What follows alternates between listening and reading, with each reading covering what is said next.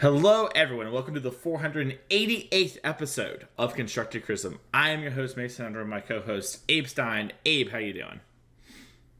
I'm good. I did something I rarely do after coming back from Antwerp. I just slept a lot. I had a really, really restful day today.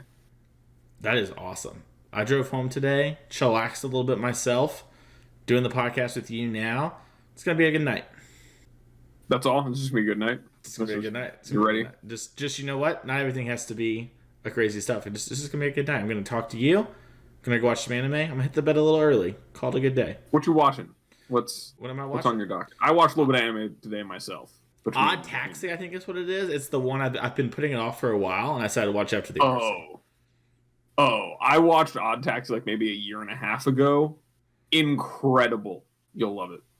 I'm excited now. What did you watch before we move on? I'm still catching up on My Hero. I'm in like the episode 160 range. Don't want to spoil anything, but yeah, that's where I'm at. Nice. Well, speaking of My Hero, Spencer is out this week for some personal stuff, but we will be back next week, and we are going to have some episodes coming out in the holiday season, a little year-end review. But before we get to that, Abe, we need to be doing Always Improving because it's the main point of the show. And you're up first, Abe. How did you always improve this week? Yeah, so my always improving moment this week actually came from a conversation I had right after round 9 of the RC. So for those of you who watched coverage, if you remember the round 9 feature matches, you would have seen one aspiring Spike defeat near faceless, nameless Rakdos player who happens to be my good friend Chris Song. And also you've seen Jarvis lose a Rakdos mirror by mulliganing 5 in game 3.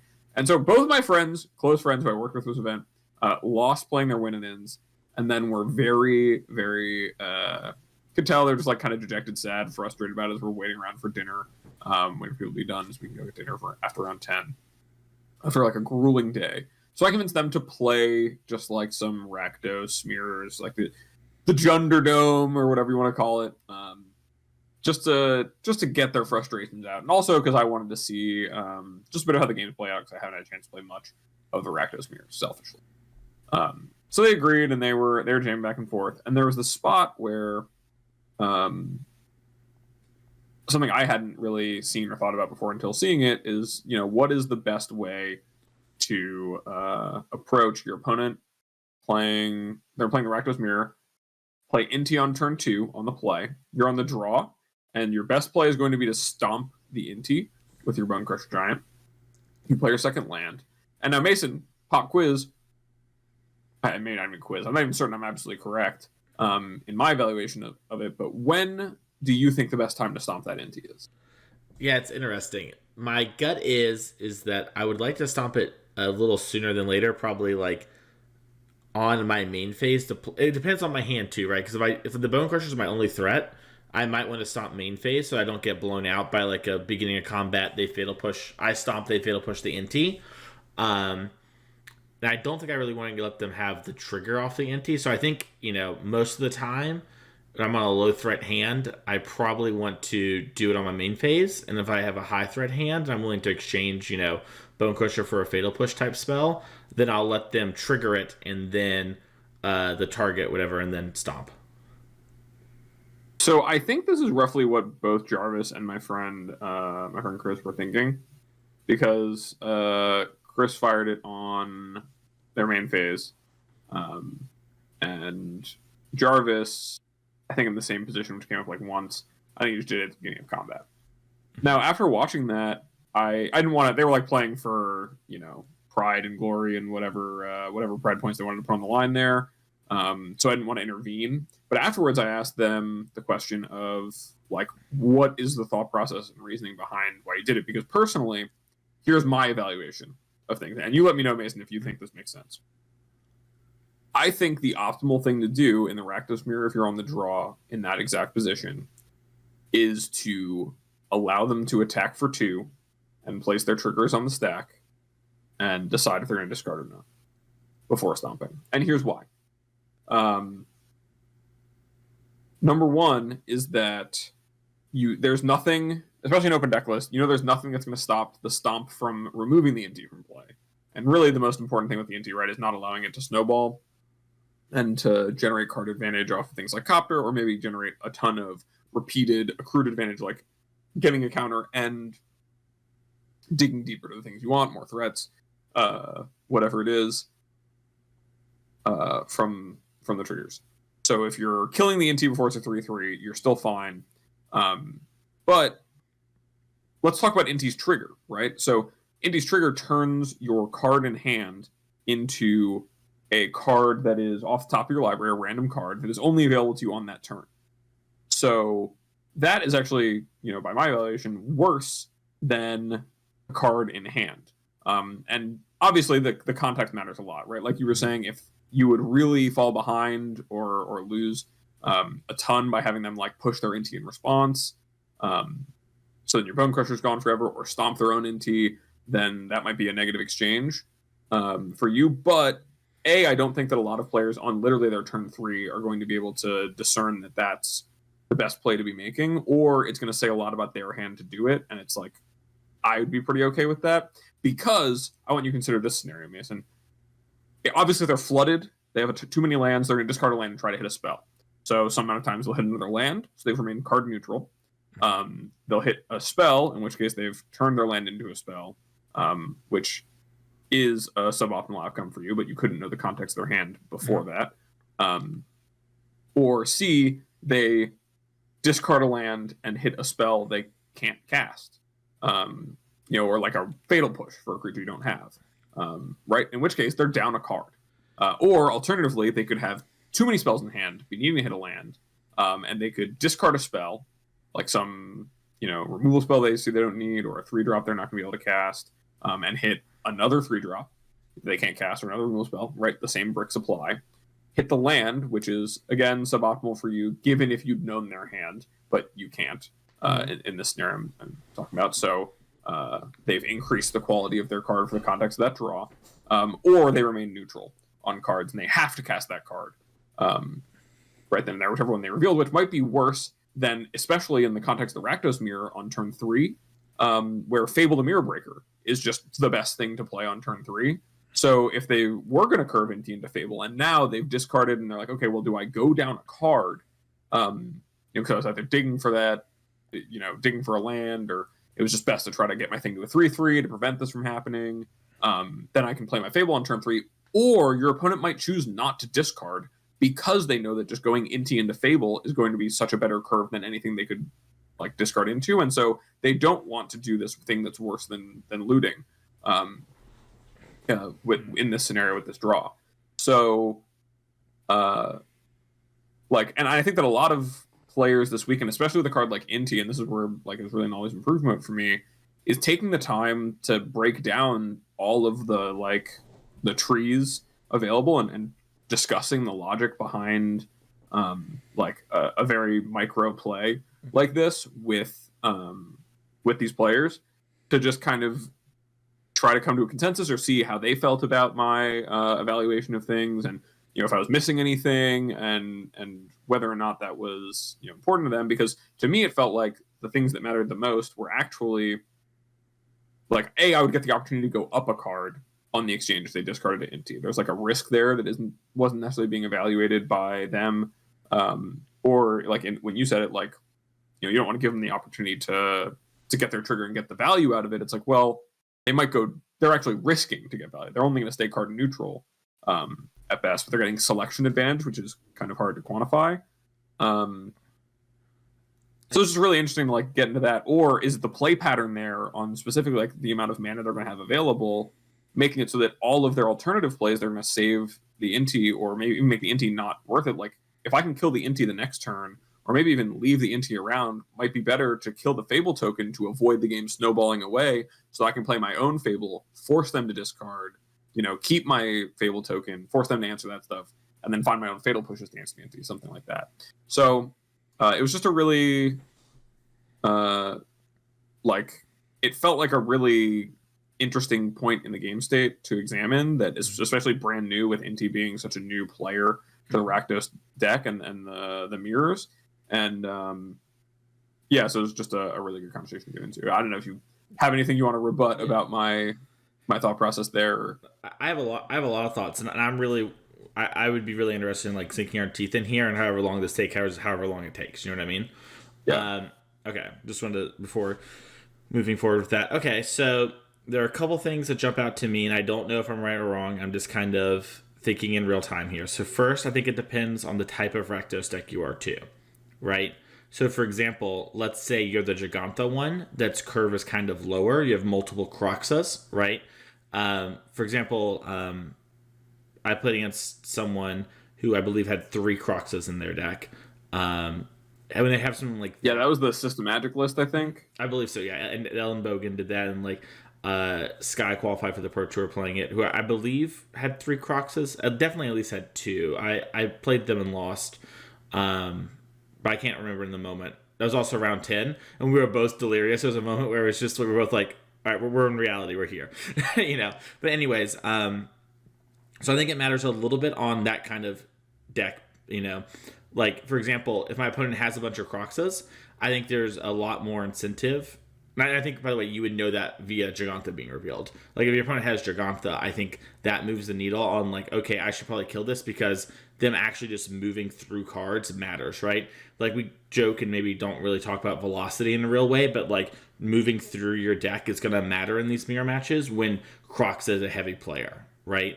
So I worry a little bit about that, and that has some context. For the sake of the conversation, it sounds like these players were not playing that build, or were they? Like, because I think that no, they weren't playing like 3. They weren't playing more than like maybe two Croxes. Sure, 75. Okay.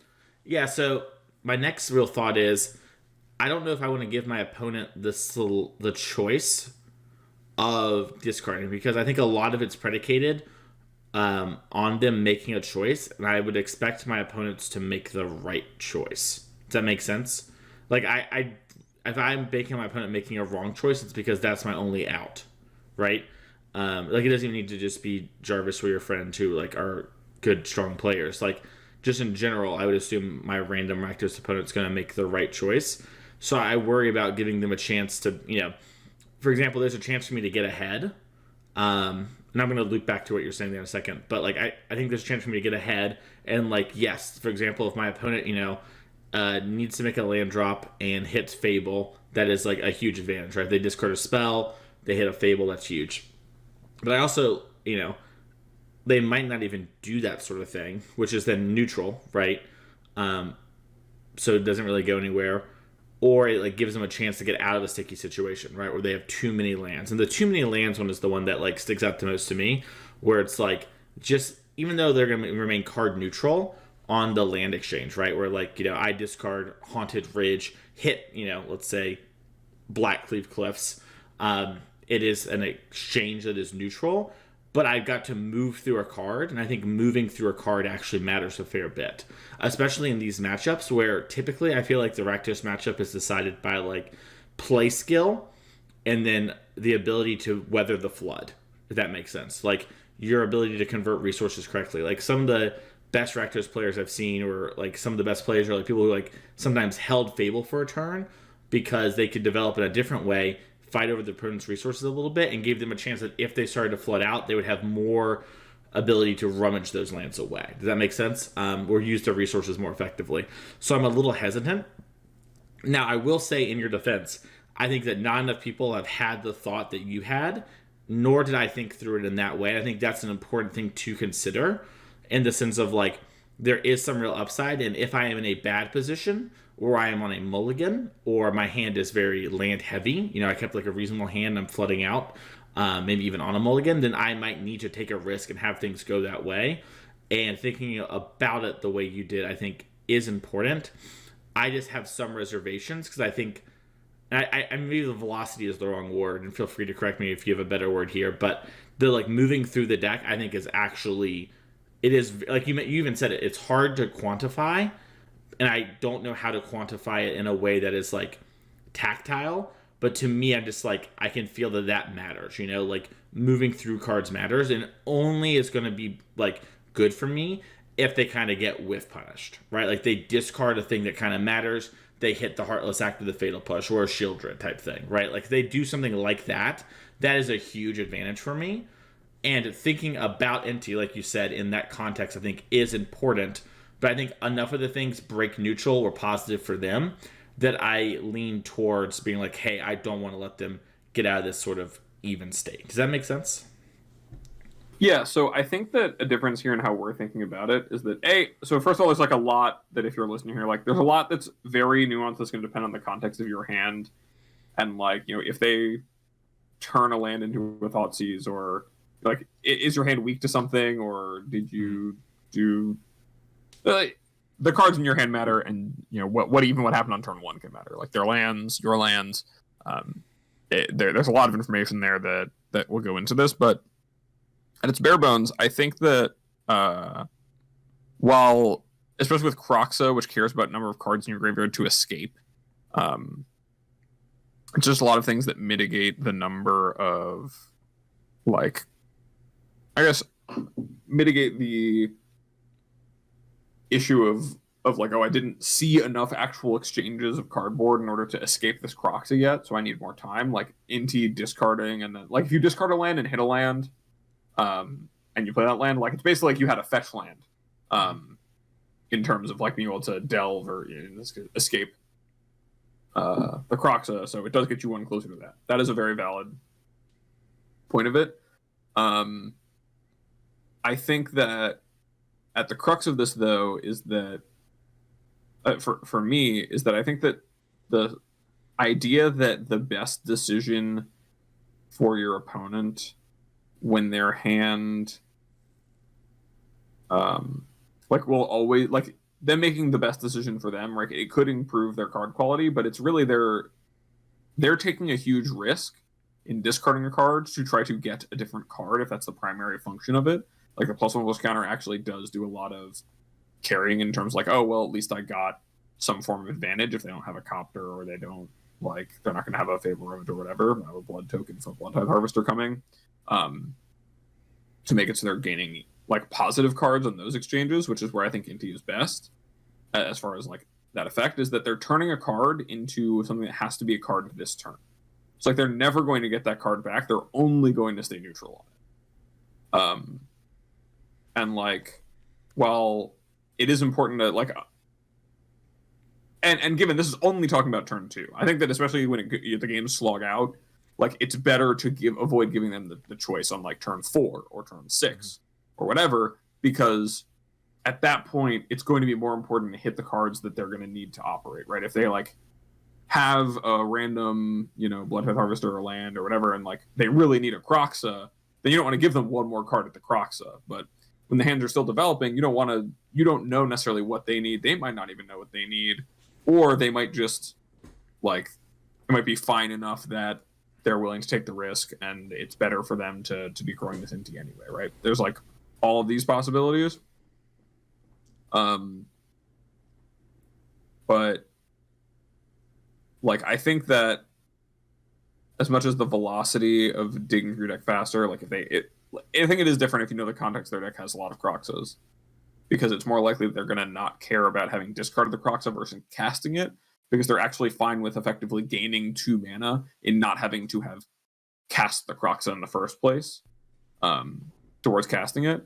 Mm-hmm. But outside of things like that they want to get in the graveyard anyway, I think that they're exposing themselves to a risk of going down a card, which is much more impactful than necessarily improving their hand, especially when you haven't cast something like a Thoughtseize on turn 1, or, like, you don't know what's going on in their hand, because you don't have that information when you're making a decision.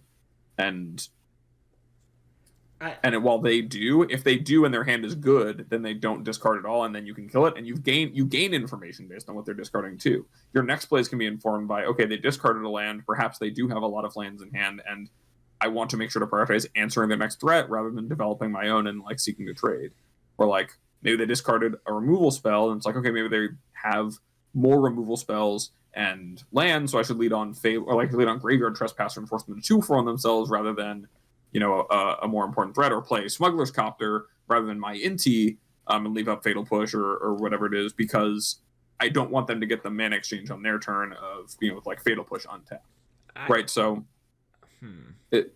there's a lot there. It's a very, very nuanced position, and it's really funny because it's just 2 very standard cards now in the red-black deck, and it's just turn 2. Yeah.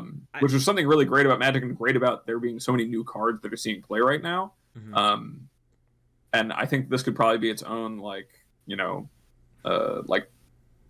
patron episode of like really breaking it out. And I would love to I'm glad we're getting deep into it. Yeah. I feel like it's something where until we now we're having to get to more detail and nuance, right? We need to okay, what deck lists are we talking about? The context starts to really matter. And I think in the RC, right, where it's open deck lists, the context was all there in all those matches.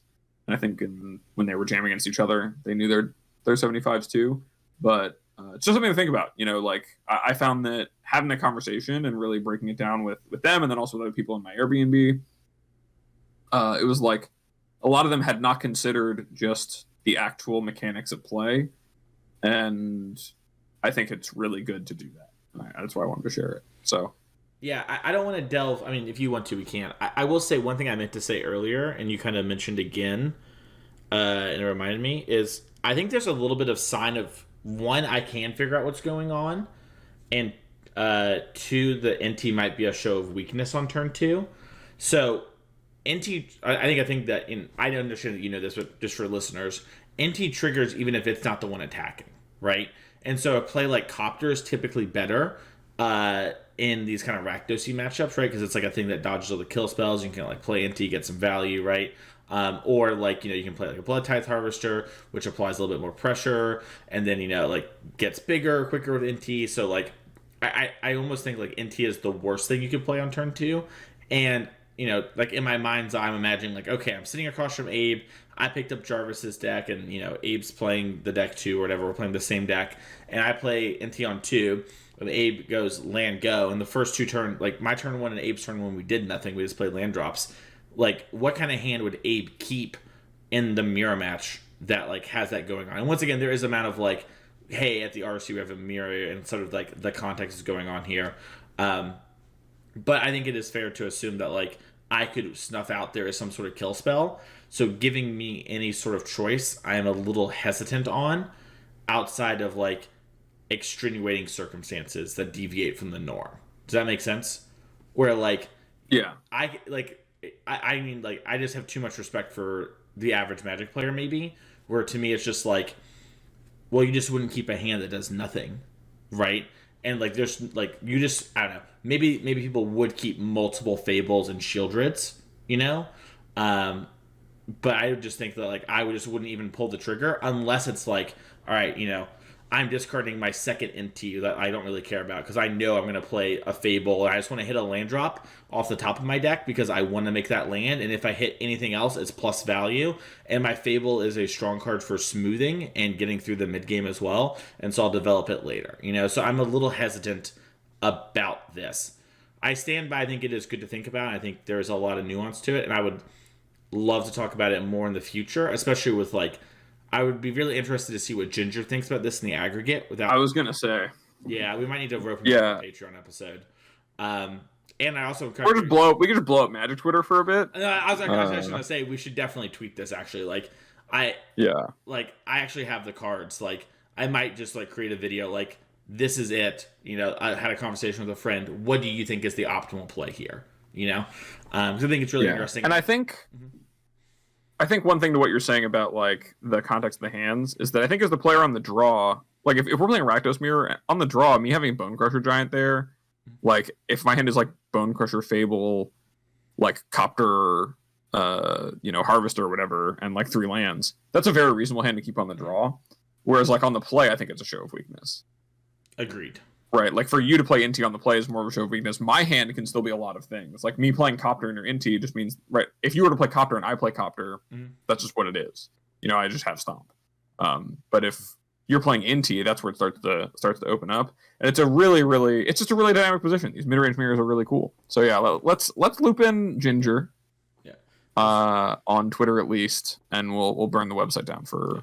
Yeah, and feel free to comment on the YouTube and tweet at us and let us know. Discord, we have the public and the Patreon server. I'm very interested to see what people think about this. All right, Abe, we're 25 minutes in. This way, What did you do for always improving this week? Yeah, by saying that, now they can't edit any of it out. It has to all stay. And so, no, but so my always improving this week actually comes from a moment with you where we played this game called Curry Sai, which I believe I am pronunciating correctly. Apologies if I'm not. It is a new game that is like apparently just coming out pretty soon.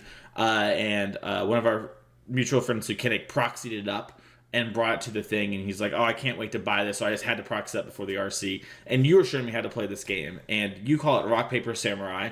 And for the case of the listeners, it's just a very interesting sort of Rock, Paper, Scissors-esque game with the motif of a samurai, and you kind of play and move your characters on a board with cards, and you all have the same cards minus one, where there's like a unique sort of hero card, as Abe described it to me later. And that, like, you play and your goal is to hit your opponent twice in this samurai duel. It is very fun. I'm not doing a very good job of selling the funness because I don't want to go into too much detail, because I also played the game for like 4 hours later in the day, where I proxied up with the people I was with and we all started playing, and I could very easily do another 25-minute segment on it, and we can't do that. But basically the game's very fun. I will tweet about it whenever it does come out soon. I'm very excited to play it some more. Anyways, I was getting rolled by Abe.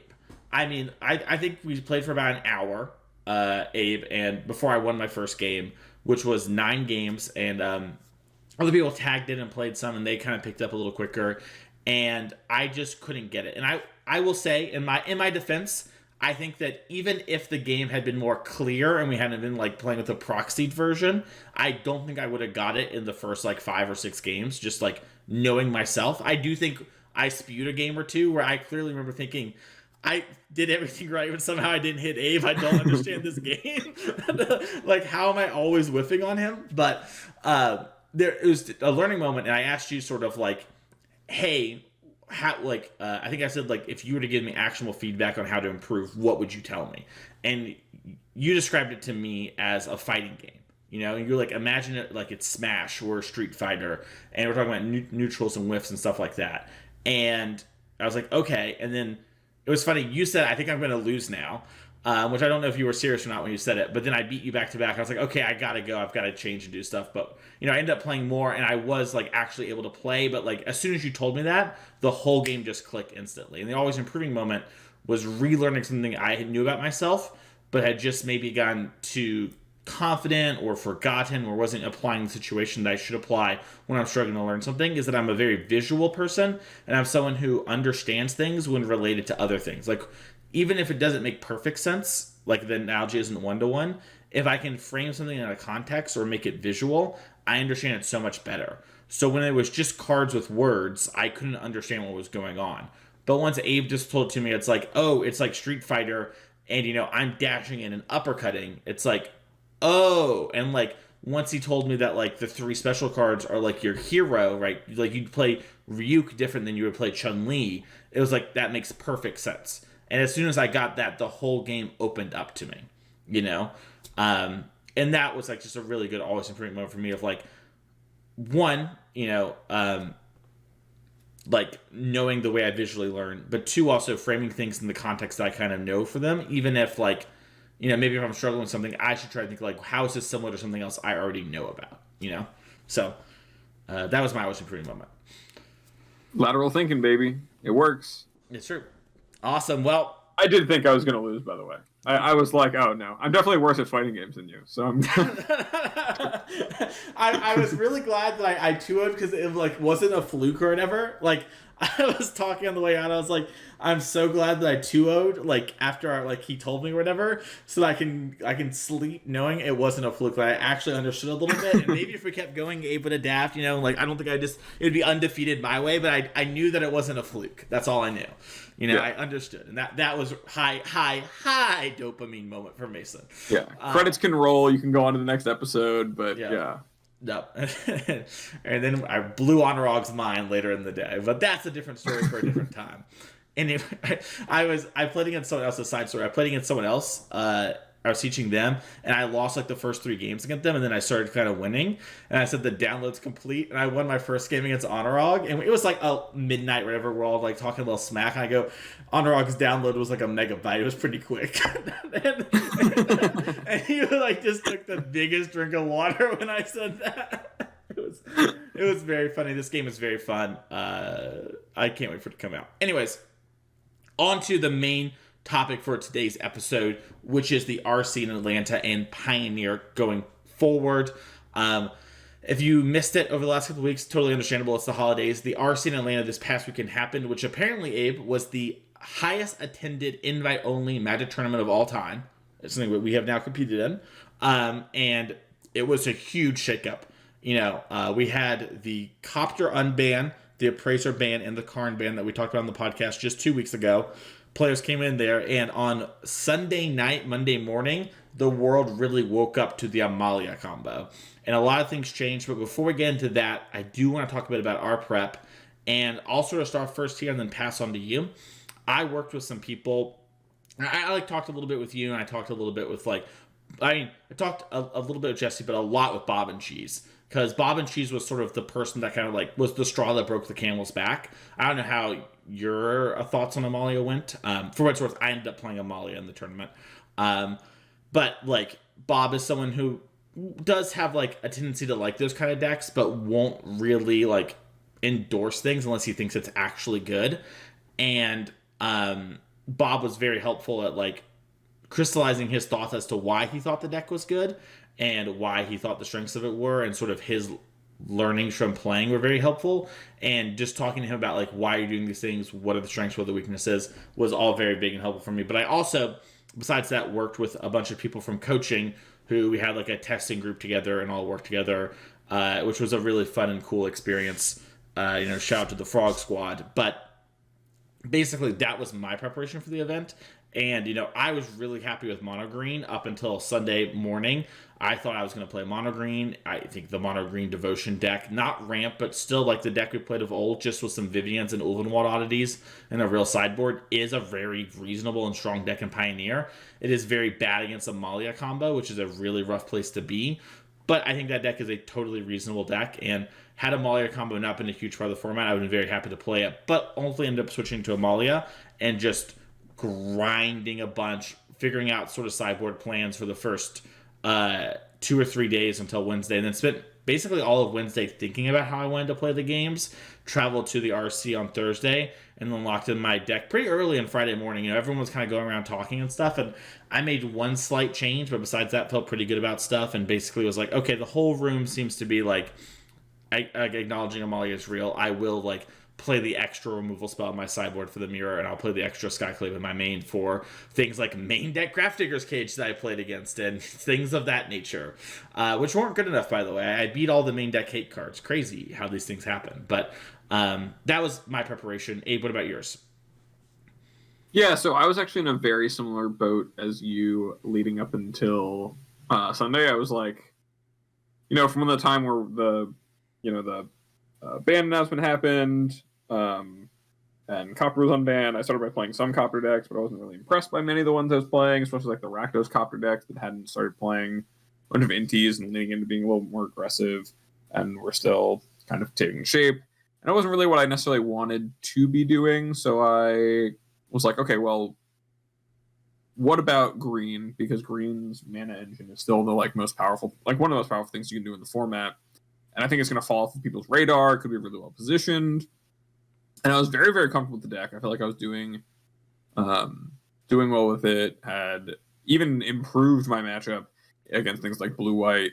And still very good against Rakdos. And the aggro decks I was able to have more plans for, because you had a bit of a sideboard. And I was okay, as long as outside of maybe the Amalia combo matchup, I'm pretty good. So, but I didn't expect that deck to be anywhere. I don't really expect it to do very well. It kind of felt like a deck that would get pieced apart by a Rakdos deck that was prepared for it and had a bunch of removal. I thought it'd be a little more fragile than it was. And then, Sunday, the showcase happens. The deck is everywhere. It's obviously really good. And I started playing some with that list, and I was incredibly impressed, as you were, Mason. I think Bob also... I didn't talk to him about it, but I think I was watching some friends test and cue into him, and I also saw him on Twitter saying how good the deck was, and when I played it, I had similar feelings. Felt really, really strong, and I also had just no time. Like my real life was getting in the way. Like between work, I like just started. There was like work holiday parties. I just started a new role at the place I work, so I was like moving to a different location. There's a lot of getting settled. I didn't have time to put cards together. I'd gotten the COVID booster on Saturday, and like Monday. For those of you who missed me on the show last week, on Monday I like had a pretty big headache after getting off work and like just couldn't do the show, and then I slept for like 12 hours. That was an entire day of like testing any new ideas or really trying to get into the data that I just didn't have because my whole day was just work and then sleeping. So it was like a lot of these things happened that made it, by the time I decided on, okay, am I going to play one of my fallbacks, which was Convoke. I had to the team, the testing with Sanctum Ball for the Pro Tour, and we had a group for the RC as well, start working on. And so I was like, okay, well, we have a fallback Boros Convoke list that seems pretty good. I got all the cards together for that. And then I was kind of trying to find the Amalia cards. Ultimately couldn't find the Turn of the Ranks. Hadn't played much of like the Mirrors One Step Ahead, trying to like get into the arms race of that, as well as thinking about all the other things going on. Like, do I want to play Knight, the like Knight of Dusk, whatever, that makes so you can't gain life for the Mirrors? Do I want to play Skyclave? Do I want to play both? C-Note Scouts are in my deck. What are the different options here? That was stuff I had not had any time to really get into, so I felt like ultimately, rather than stress myself out scrambling for cards, I was going to, focus on helping my friends by just jamming the matches that they needed to play against the deck, learning it for that reason, kind of giving them my thoughts, but just play a fallback like Convoke that I felt pretty good about, and sticking to that. So probably because, and this is something that like, I forget who said it. I think it might have been like someone talking about like the Pro Tour, where it's like you wouldn't trust someone who's not playing to like pick your deck for you or whatever, because like they don't have the same skin in the game, and like you shouldn't, because you're the one who's on the decision. I didn't have the same skin in the game as like just everyone else around me, and it showed, because like if it were me who was not qualified for Chicago, I definitely would have like spent the extra however much time calling up every person I've ever known to try to find copies of Return to Ranks to play the Amalia deck. I think it was just by far the best deck to play for the tournament. But I, rather than doing that, gave myself the grace of resting and like, being okay with playing a fine deck that I thought could do well, and just spending more time focusing on helping my play group and the people I'm working with, rather than necessarily like looking out for me. So that's kind of my process. It wasn't like the best, but there was just a lot going on in my life, especially with, I was really, really prepared for green. I'd started testing like a lot of different plans and different builds for different forms of the metagame and solving different problems, but the Amalia combo matchup was just not one that I thought could be solved one way that was good. So I was like, okay, well, hopefully that doesn't happen. And then it was immediately the next thing that happened. Like, I think it was like Friday night, I was set to be like, okay, I'm going to get the green cards I need. We'll be good. And then Sunday morning, it was no longer good. Mm-hmm. Yeah, it sucks. It was great. I think you brought up like great reasons why. And if you want to talk about that quickly, like just the Cavalier Storm Engine as like a part of a deck really is like, I think, the thing that people are underestimating. Yeah, I think like Karn was obviously really good, and it did a lot of collateral damage, and it's a card that just always, I mean, like they said in the ban announcement, it makes the deck doesn't have to have a sideboard. It incentivizes you to not even have a sideboard. You just have all these one-ofs in your sideboard that you have through all three games, which is pretty frustrating to play against. It's a card that only gets better as more cards are printed, because they're not going to stop printing cards with card type artifact. And it also just enabled this kind of unintuitive infinite combo that was fidgety, and it was kind of miserable to play against because it did the same exact thing every time, and it felt unfair. But, the rest of the deck enabled it to do that. You can go infinite because you have like 16 devotion in play by turn like 4, not because necessarily Karn is on the battlefield. I think that it would be good for people to remember that like the actual thing that's fundamentally really strong and broken there is that between, Old Growth Troll, Cavalier of Thorns, 8 Llanowar Elves, Nykthos, you can generate, and Kiora, you can generate a lot more mana and see a lot more cards than your opponents can very quickly, and it's difficult to answer. To the extent that, like, Cavalier plus Storm plus Nykthos, like, you can put 20 or 30 power in play, and with, like, Ulvenwald Oddity, which gives all of your creatures +1/+1 in haste for a modest, 11 mana investment, And with trample. 7 transform forecast. And trample, yeah. Which is You can just huge. still kill on turn 4 if you hit a little bit better than you had to previously. But a lot of decks still, the fail rate is still so high on mono green of I played a bunch of strong creatures off of Llanowar Elves and attacked. Like, people were playing these stompy decks right after the bans that seemed, pretty okay. But why not just play the same concept, but you also still do the really powerful thing of having Storm the Festival? And Cavalier of Thorns is still a really, really strong card. It's a card that stonewalls entire archetypes. Like, they just can't push through a 5/6. And just attacking with huge green creatures is still so good. And having, there's just a lot going on. Kiora still generates a lot of card advantage. Cavalier Storm still generates a lot of card advantage and a lot of mana advantage. And you still have a lot of grind to you, and you're still bigger than a lot of the aggressive decks just by putting Old Growth Troll or Polukranos or whatever into play. So all these things really led me to be drawn to mono green. That mana engine is still really strong. I genuinely think that if not for the Amalia deck exactly, it would have been one of the better decks to choose for this weekend. I think that matchup was just so bad that it kind of takes it out. And if you look at Frank Carson's matchup matrix, we might get into talking about a little bit later in the episode. The Boros Convoke deck had a 20% win rate against Amalia, and that meant there was just no shot that, with how well Amalia did, it was ever going to be the winner at the end of the tournament in my mind. It was going to have a really hard time. It could have its draws that did it, but it's just such a bad position to be in if you really need to have in the winner's metagame, it was going to be in such a bad place. Yeah, I agree 100%. I really think green would have been a great choice if not for the Amalia deck. I think it moves the needle way too much, and we'll get into this in just 1 second here. As we talk about now with conversion rates, but I was talking to people, I was like, yeah, I think Amalia is going to be 9 to 13% of day 1, and unironically 30% of day 2. I think this deck is very good, and I think a lot of strong players all came to the conclusion that they should play Amalia, and they converted. And it ended up being actually the numbers where I believe it was 9% of day 1 and then 32% of day 2. Sorry, 32% conversion rate, excuse me, misspoke. Which is huge, and it's second best only to Azorius Control for decks that have over 50 pilots playing it in the RC.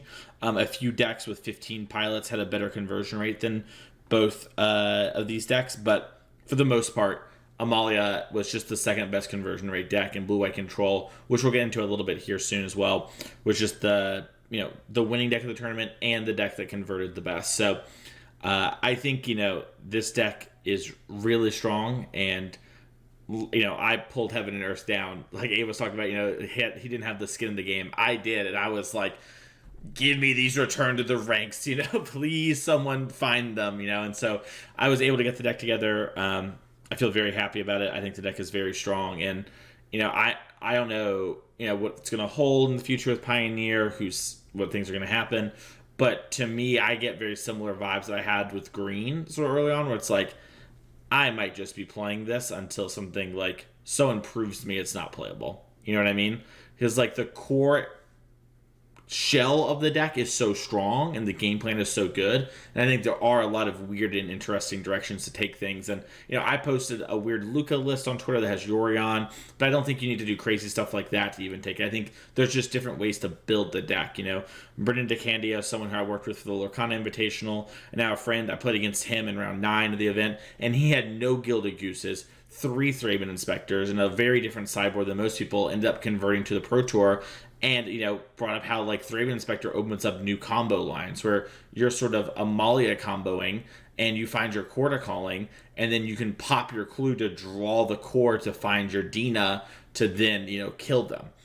So, there's a lot of different and other stuff along those lines as well. So there's a lot of different ways to take this deck. We saw players find Knight Errant of Eos as a way to sort of, maybe trim down on cards like Collider Company, dodge cards like Grafdigger's Cage, play to the board quicker, have a better beatdown plan. I think this deck is very, very good, and I do think it is like a serious player in the metagame. And, I was talking to Ginger on Tuesday on his stream, Abe, and he was saying how, he thinks the deck is garbage and is unplayable. And it's probably the most, like, diametrically opposed I ever felt to Ginger. And it was just a moment where I was like, well, I really don't want to say much because I'm working with other people. But, like, if I was by myself, I would have been like, I think you're off your rocker. Like, this deck is just very clearly good. Like, at worst, I think it is, like, a tier 1 deck in Pioneer. Like, that is where I believe it to be. So, yeah, I don't know. Yeah, I get kind of Greasefang vibes of, like, and it's obviously, like, they're both Abs Index or whatever, so, like, that's not what I mean. I mean that I think this is a deck where people have not yet figured out what it means to respect it. And it definitely cropped up out of nowhere. And it was a really, really short timetable for people to decide which side of the fence they're landing on in terms of, am I playing this or am I trying to beat it? And if I'm trying to beat it, what does that even mean? Because now I have more tools available to me because of things being unbanned, and format is so wide, and everyone's deck isn't, could be an entirely new place. There's entirely new rules of the format to be playing by, and people don't even know all of them. We just spent 20 minutes, 25 minutes talking about turn 2 of Arachnos Mirror because of new cards. It's a very, very new time for the format. And so I think that, whether or not the deck stays at this level of success depends a lot on how well the other decks can adapt, knowing now what these lists are looking like, and as things kind of coalesce to a just a more standard set of builds, and the answers and game plans get more standardized too. Like, what happens there has yet to be seen, but overall the deck is incredibly impressive. It plays really, really well. It plays well by the rules of the format, in the same way that Convoke does, where it's just playing a lot of material to the board early that's not necessarily worth trading cards like Fatal Push for, because they don't quite do a lot, but then using those as mana for like Court of Callings for their combo pieces, or density for Return to the Ranks. Like, all of it just plays really well together and is hard for a lot of decks to clean up. And, like, when all's said and done, you also just have, like, your best draws can go faster than the rest of the format can handle, and you're resilient, and your, like, slower draws, because your deck is resilient and gains a lot of life, kind of beat out a lot of other things. So I do think there's a bit of concern for me about, like, all the stuff where games end in draws, like, a decent amount, like, way more than you ever would have thought would have happened coming into the tournament. People would be having, like, random draws in the middle of things, having to make an announcement about how the draws work at the start of the tournament was pretty interesting. I've never played an environment like that. But, as far as it goes, the deck is obviously here to stay. And may even be the deck to beat for a while now, even though it wasn't what won the tournament ultimately. And I think win rate wise, like, Azorius might have pushed it out. The conversion on a deck just for being new, we'll see if it can settle and if people start to find the answers to shut it down. But, like, I think if anything, open decklist makes the deck worse. And seeing it in closed decklist environments where people can't know to keep hands that interact with it, or their lockdowns are good, all these things that they might have not benefited from because they're presenting threats, and especially threats that play through answers not with, like, timing or anything, but with, like, raw power, recursion and things like that. It's going to be interesting to see how that deck, where that deck lands, and how people can adapt. Yep. Let's talk about Blue-White Control next, because not only was this the deck that won the tournament, there's a lot of conversation about it. Blue-White Control, I was sort of joking with people, was like my ultimate, like, throw up my hands. I can't find a Molly. I don't feel good about anything. I'm just going to play it. And, I think Blue-White does get a slight buff from open deck list, right? Where if we're playing a closed deckless tournament, Abe, and you and I are looking at a hand, and we've got, two temporary lockdowns that make disappearing 4 lands on the play, maybe that's, maybe you keep it, who knows? But in open deckless, I look down, my opponent's playing Amalia, and I'm like, heck yeah, let's go. Versus like I look down, they're playing Lotus Field. I'm like, all right, let's find the Dovin's Vetoes in my deck. So I think between that small buff and a lot of things changing the format for blue white's favor in the form of kind of, Rakdos changing the way it's built, the Amalia deck coming up in real fashion and being a deck that sort of naturally walks into a lot of problems you had. I ended up being 2-1 against blue white this weekend, but I think I got like very fortunate and play out of my mind to get to that point. So like, that is like not the norm. And I think this matchup is, I think this deck is very good. And we've seen some very interesting and I think smart innovations. Some players went towards Yorion. Some players went down on things like Teferi. We saw Raja Suleiman go down to 1 Teferi Hero Dominaria, 1 Dream Trawler, with the idea being no one can kill a Dream Trawler that doesn't have Supreme Verdict. And just like Rakdos doesn't have a way to actually kill this card. And them lowering their deck to become like an empty deck and to sort of change with the metagame has had some real knock-on effects. Even though we did see just normal-ish Rakdos before this sort of stuff do very well and top 8 the event, it was definitely, I think, more the minority than the majority. Yeah, I think like blue-white, like you said, I think benefited from a lot of the decks playing more into what blue-white's good at. I think the open deckless stuff helps a little bit. But also, I think that Get Lost is like an unsung hero here, where that card is just such a strong catch-all. And blue-white really needed things they could keep hands around and on turn 2 it could just answer a problem, or could answer a problem for cheap. And that card has really impressed me. I think before they played Fateful Absences or things, giving your opponent actual clues and stuff, ways to get cards back, was a negative proposition. It didn't actually kill literally everything. Whereas, I don't know about you, Mason, but for me, especially playing Convoke, I would either have to be taking time off and have a thing in play already against blue-white to use my Get Lost, map tokens, or they would just be clean up your board with Supreme Verdict, you play 1 or 2 things. Okay, I'll Get Lost your thing that actually matters. Now you're going to spend your next turn still not doing anything. I'm going to be able to stick my Teferi or my Wandering Emperor and gain control of the game again. I think there's the incremental improvements of these removal spells, I think, are starting to add up. And especially the positioning of Temporary Lockdown as one of blue-white's best cards and one of the better cards in the format for answering not just decks like Amalia Combo or Convoke, but also decks like Rakdos in their early starts, has made a pretty big difference. I agree 100%. And, I like sort of where the deck is at relative to, still being blue-white. I think still having some similar problems, but I do think the format is in a position where right now it is kind of nice for the deck. I think it is pretty reasonable. I'm excited to see sort of what happens at the Pro Tour, in just 2 months. Abe's going to be playing in it. I'm excited to sort of see his debrief. I'm going to be at the MagicCon in PT Chicago, so I'm really excited to see what y'all bring a lot of time between now and then, because we're hitting into standard season in just 2 weeks from now. A lot's going to change up in that time, and I'm really excited to see sort of what the pressure of the Pro Tour cooks when it comes to this deck.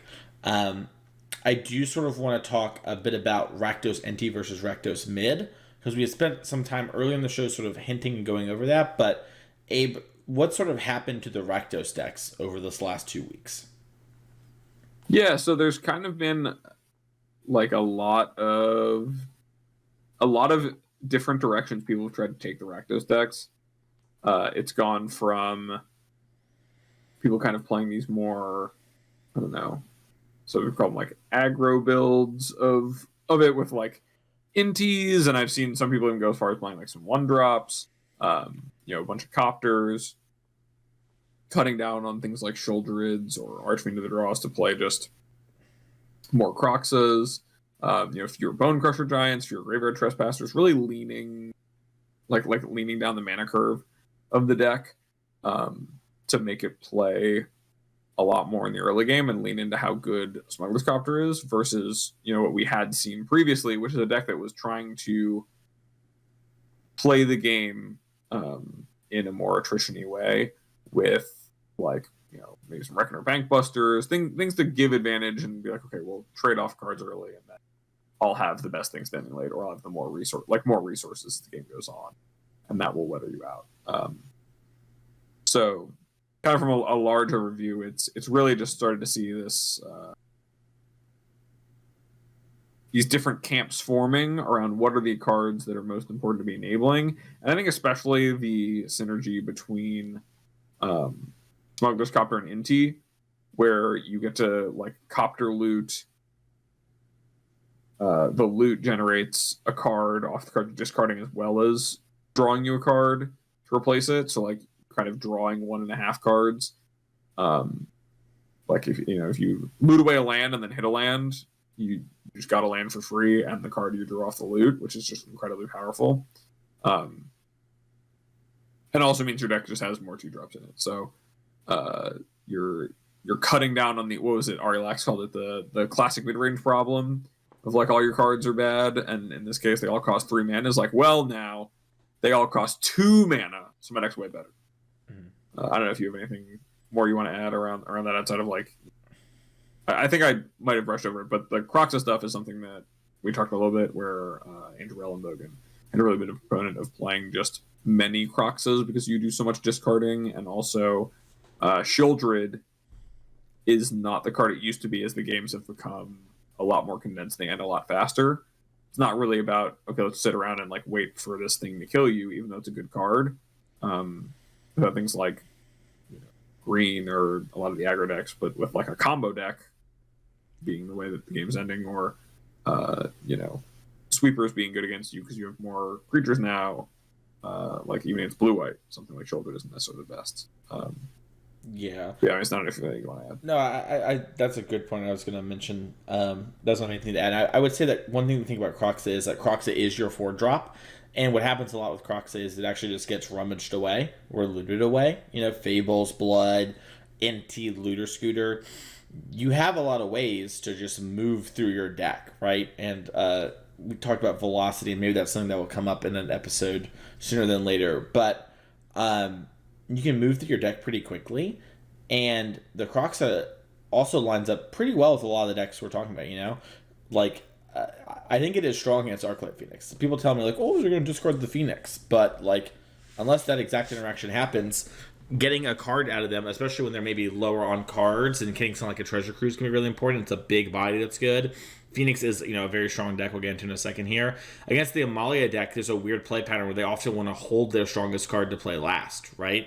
A lot of decks in Magic these days lead on their strongest cards, right? Or maybe their second strongest. Amalia typically tries to present as many dinky dorks as possible.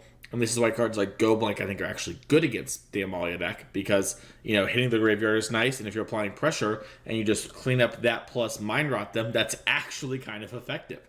You need to have pressure, but, that is a plan that can work. So Kroxa does a good job of fighting over those sort of things, and just being a play that you can also do on turn 2 means that you won't fall behind against things like Amalia, where I played against Rakdos a lot this past weekend, and I beat all the Inti Zoomer Rakdos decks that didn't have a bunch of Kroxas and stuff, and everyone who was playing traditional controlling, it was so easy to run them over. And in part, a lot of people died and they tapped out for a Shieldred, and I just went voice into Amalia, or end of turn Coco into something, or just Coco itself onto stuff. So there's a lot of good punishes there, and I think making your deck more condensed and lower mana value sometimes puts you at a disadvantage in the mirror. But I think the rest of the format should push the Rakdos players who are getting an edge in the mirror by still having Shieldreds and more expensive cards out of the format, or force them to adapt dramatically in some other regard to make it not be a problem that makes you have to go back to those Shieldred builds. So that makes sense. Yeah, I think it's I even found in my testing that Archfiend of the Dross, because of the way the games had sped up in the format, Archfiend of the Dross was remarkably better against a lot of the decks I was worried about. than Sheoldred was. And I think that speaks a lot to just how much closing the game really matters right now compared to how the Rakdos decks previously were like content with attritioning the games to the finish line and then being like, okay, well, now that I finally have you run out of cards, let me cast my Bonecrusher Giant or animate my Den of the Bugbear or whatever it is and start eking the game. You can't really eke games out anymore, and that's meant that cards like Kruxa and Archfiend are really shining, and especially because of the fact, right, combo decks, blue-white decks are always it's hard to run those out of resources, and you can't really, and like even sacrifice decks, that a lot of decks just got a lot stronger. Mm-hmm. Yeah, I agree. Really quickly, Phoenix. I'm really curious to know what your thoughts on Phoenix are. I think Phoenix is a very good deck in the format. It might be the deck that we know the best how to build for the most part. Like maybe the final version of Phoenix isn't much different when it comes to the main deck than it is now, and a lot of it has to do with sideboard stuff. But I feel like Phoenix is good, and I kind of felt like Phoenix was just going to be an awkward position because it was so one, obviously good and going to get some respect towards it, but two, its Amalia matchup is not that good. For what it's worth, if you're at home and you think that like one for winning the Amalia deck is going to just beat it, that is not how the games play. Amalia with Ward 3 life is going to essentially just need to do like about 11 damage to kill you. It's pretty easy for them to present an Amalia about 3 times across the game that you have to kill, and you can do that, but you need to have the life and you need to have a clock. So I think between that, it's obvious target and getting some splash hate, between Graveyard Hate, Goblinks going up as being both good against the Amalia deck and the Phoenix deck, and pretty reasonable against Blue-White and Lotus Field. So I thought this deck was a deck that, we're going to see probably do better going forward, but underperformed this weekend and had me off it pretty quickly. Yeah, I think like some really good things happen to the deck, like Picklock Prankster, and I think also the ability to play Torch the Tower in the builds that do play it. Like I know that Jerry was really high on like kind of a Drake's deck rather than a Phoenix deck because it got to play a lot of these things that were answers to the issue of, okay, well I Fire Impulse or Lightning Axe, all your stuff, but then you return to the ranks it, so it doesn't matter. Torch the Tower and, in his case, Blitz the Thunderraptor, I think do a good job of mitigating that. And I also think this was a weekend where, because of the Amalia deck, just soft counter magic, spell pierces, if you can play them, like those were pretty good in that matchup if your deck was able to be presenting a clock. So you still have draws where, like, if you just played a Lender Shredder on 2 and then had like your counter magic and the right mix of removal, you could get under, or rather in this case fly over, the Amalia deck's plan. But if their deck was built to be able to withstand that, or they had good plans, yeah, I think even the addition of one of the first bullets to the deck being Jarina Dauntless General, just like as a way to cord for exiling the graveyard, kind of speaks to the fact that matchup can be scary for Amalia. Like when you think about the mix, like what really matters, right? Pressure on their life total, as well as ways to disrupt the combo repeatedly. The Phoenix deck, if it can get its Phoenixes going or get a Shredder going, and then has what feels like an endless amount of Lightning Axes, Fiery Impulses, things to like break up the combo. But you're right, the life does cost you, and so it really like has to be your fastest draws. But if you're able to then play a build that can counter, the Cocos and the Chords with some efficiency, now it's less of that you need. And you're taking less of that damage because they're taking longer to find those cards, finding the Amalias or finding, whatever piece it is they're looking for. And overall, like I think against the rest of the format too, Phoenix right before the Copteron ban, before the Karn ban, before the Discover cards, before Lost Castle and Ixalan at all, I think the talk of the format was really that Phoenix was one of the best decks, if not the best deck. Like Convoke started to give it a run for its money, and the rest of the format around it also was kind of that way. But it was one of the top 2 or 3 decks, if not number 1. And so to see it still here doesn't surprise me much at all. Nice. Well, really quickly here before we wrap up, I want to give us each a chance to talk quickly and discuss with one another some decks that maybe surprised us. Um, I'll go first. I think the Quintorius combo deck I thought was still pretty good, but a group of players found release to the winds. And I think that is a big upgrade. So release to the winds is 2 and a blue. You exile target permanent on the battlefield and its controller may cast that spell for free. This is a card you've seen in Historic with Valky. What I like with this is you get to play Spark Double and this as your Quintorius go down the chain, and it doubles as kind of a fog or a way to sort of protect your combo if you build up a lot of mana. And those players, I think, did the really smart thing that I kind of thought was obvious, but then people told me it wasn't, and I should have done the work, which is a moment on me of just like take the Appraiser like Torrential Gearhulk and Treasure Spell backup plan that lets you go fast and put it in the Quintorius deck. The Leyline Binding ramp stuff is fine, but it is not as strong as that. I think on average, because I think the speed is good. I will say the like Consigned to Oblivion rampy version of the deck, I think has some merit as well. But I think the format needs to be much slower, and I think Quintorius is just a little too slow right now to consistently be a good deck. But it did perform very well, and I will say, I know some of these players who found the release to the winds. They're in a different part of Tennessee and Kentucky, and I know all of them, and they are very strong, and they work together and doing a good job. But they were keeping track of the win rate, and a lot of the wins for the Quintorius deck actually came from their subgroup, where they, you know, at one point, I want to say the deck had like 21 wins in the tournament, and they were 16 of them. So like and they were only half the players who were playing Quintorius in the room. So it's not like they were all the players too. You know, they were half. So there was a lot of people whose maybe builds are dragging down the win rate. And I really think looking at the deck with the eyes of this treasure sub plan and release to the winds, and not needing to play a stinky second clone option in the form of Clever Impersonator really opens the door on this deck. Yeah, I think it could be very real. So I wanted to just highlight that real quick. Yeah, I mean, the deck that really surprised me was the Enigmatic Fires deck. Like, looking at like, Frank Carson tweeted out, like, pretty shortly before recording like, metagame and win rate breakdown. And I think the Fires decks just pretty repeatedly do pretty well.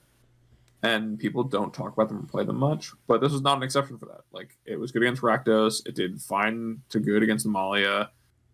It's good against Phoenix. I think its hardest matchup was Azorius, which people didn't necessarily believe would do as well as it did coming into the weekend.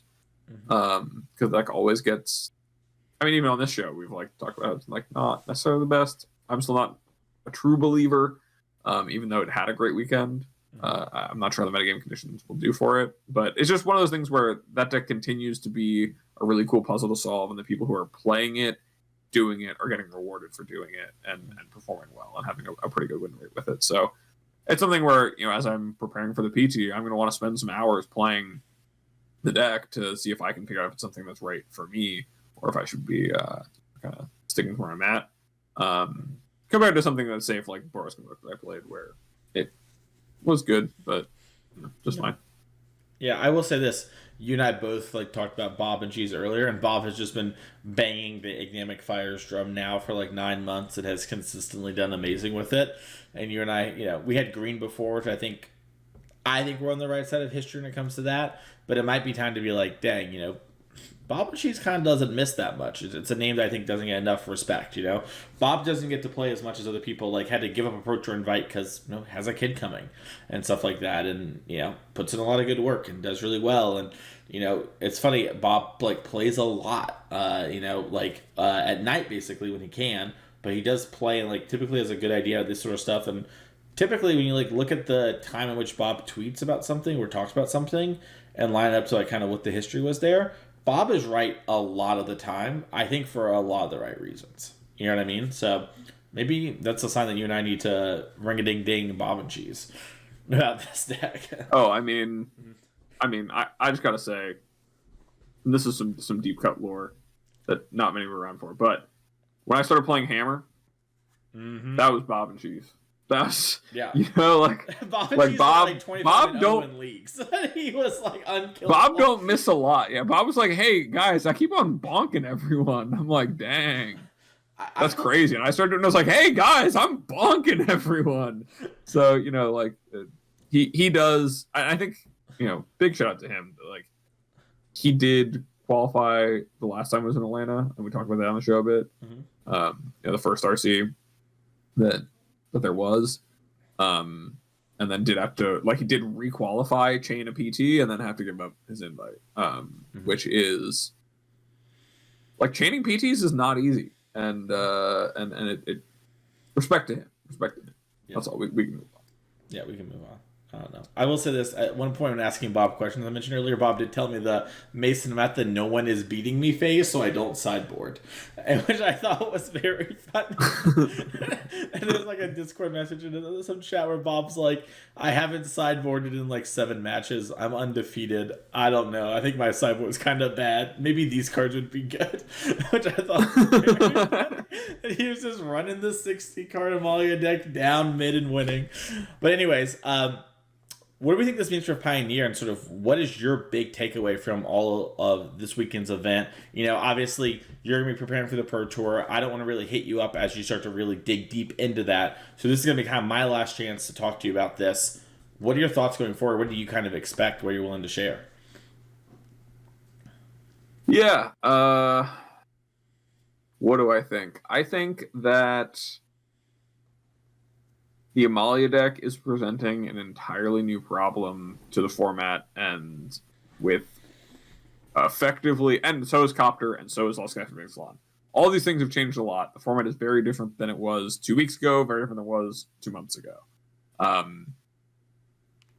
I think it's going to take some time for that to shake out. I think also with people turning, people who are qualified for Denver, turning their heads towards Denver, and with people who are looking forward to standard season, turning their head to standard, it's going to be interesting to see where that innovation comes from, and especially with another set coming between now and the Pro Tour, how much Pioneer can change or will change is another question too.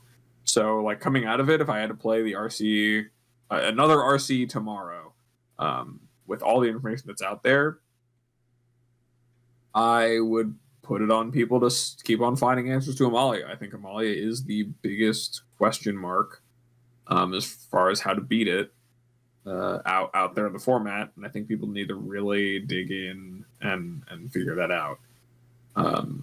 Which is, I don't think it's undoable. I think it's pretty safe for now, and I'd feel pretty comfortable being okay, let's give it some time when the format, at the best or most well in the format is Fatal Push, and this is a combo deck around putting CMC 2 or less, or as mana value 2 or less creatures into play. So that's good. That's a pretty safe thing. It's a thing you can interact with on the board and happens. Finding the ways to beat the cards around that is kind of the next step for everyone else. And I think giving people more than a week to figure that out might yield different results if we see the event happen again. If we saw the event happen again a month from now, which is kind of why I really miss GPs. Can that be my takeaway from this about Pioneer? I really miss GPs. Because if we had 2 more of these events of the same size and the same caliber, in the next 2-3 months, who knows what we'd see happen with the pressure on the format. Yep. I agree 100%. It's going to be really interesting, and hopefully we'll see some stuff in the future. I have hopium. Maybe it's copium, though. Awesome. Great. Well, that's going to kind of do it for Pioneer and all of this going forward. We're going to shift our eyes towards Standard, towards 2024, towards Modern, and then come back around and see, our boy Abe win the Murder Pro Tour coming up soon enough here. So that's going to do it for the main topic on this week's episode. You can ask us questions on the show by becoming a patron at patreon.com/ccmtg. And I had one asked by somebody at the RC here, Abe, and we were sort of, getting our episode together really quick here.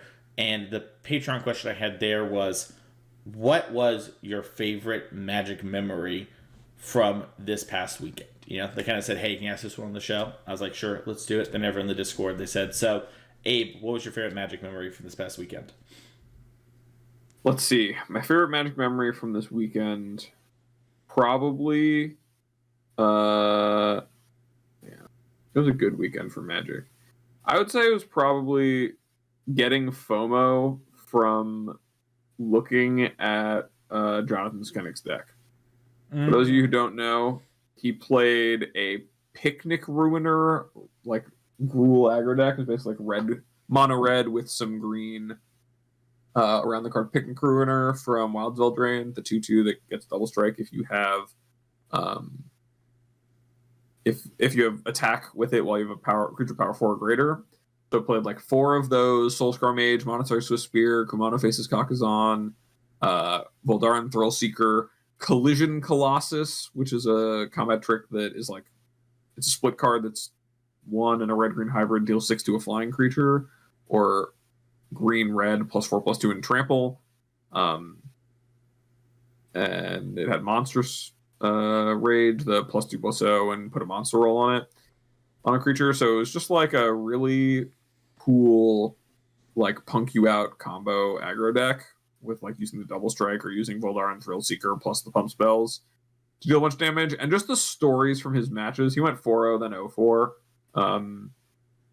losing a bunch of blue-white, but all the stories in his matches were just really, really cool. And there was all this like fun thought experiment of like, okay, if I'm playing against the Amalia combo deck and I have like a Rimrock Knight in my hand, I can like force them to draw the game. And it's like, I'm gonna get to like play it out to try to like put them in position to draw, and then like, I don't know, I'll win. He was like, we were joking before the tournament, he was like, yeah, I'll win the match 2-0-3 if I have to.